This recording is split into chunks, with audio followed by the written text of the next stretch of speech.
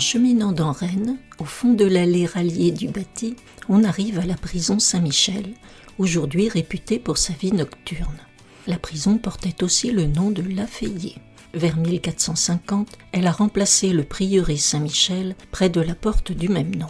Dans son livre Le Vieux Rennes, Paul Banéat écrit que les prisonniers y recevaient 30 à 40 onces de pain tous les 2 jours, ce qui équivaut à environ 450 à 600 grammes de pain par jour. C'est ce qu'on appelait le pain du roi. Et il ajoute, quant aux prisonniers pour dette, ils étaient nourris aux frais de leurs créanciers et élargis, libérés, si ceux-ci cessaient de subvenir à leur entretien. Comment se fait-il que ce soit ceux qui ont prêté de l'argent qui se retrouvent à payer la nourriture de ceux qui le leur doivent? Imaginez aujourd'hui un banquier qui paierait la nourriture d'un homme emprisonné parce qu'il n'aurait pas honoré ses échéances. Remontons en mars 1303. Par une ordonnance, Philippe le Bel autorise l'enfermement dans les prisons royales pour non-paiement de dettes privées à la demande du créancier. Cette contrainte a été abolie en 1867.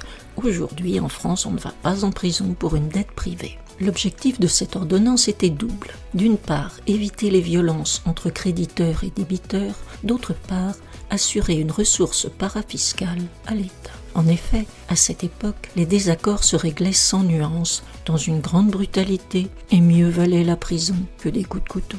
Par ailleurs, les créanciers, les prêteurs, étaient taxés sur le document qui portait le sceau royal et qui leur permettait d'entreprendre la démarche. En clair, le créancier utilisait la force des agents et les bâtiments pénitentiaires royaux pour son usage propre, et c'est cela qu'il payait. Vu sous cet angle, le débiteur était le prisonnier de son créancier et non du roi. Mais comment un individu trop pauvre pour s'acquitter de sa dette quand il est libre pourrait-il trouver l'argent une fois enfermé dans une geôle? On comptait sur la honte suscitée par l'arrivée des sergents au domicile de l'emprunteur. Honte qui rejaillissait sur toute sa famille et par la peur du séjour dans une prison insalubre à la merci des épidémies et des geôliers sans scrupules. Certains craignaient de mourir en prison. Des recherches historiques ont montré que la durée de l'emprisonnement pour dette n'excédait guère quelques jours. Je ne sais pas combien coûtait l'once de pain à l'époque, mais je pense que le créancier pouvait bien financer le pain du prisonnier pendant une semaine en échange de ce moyen de pression. Car le résultat escompté était soit le remboursement de la somme due, soit la négociation d'un accord d'échelonnement. Façon certes un peu brutale d'amener l'autre à la négociation, mais efficace. C'est ce qu'on pourrait appeler un solide rapport de force.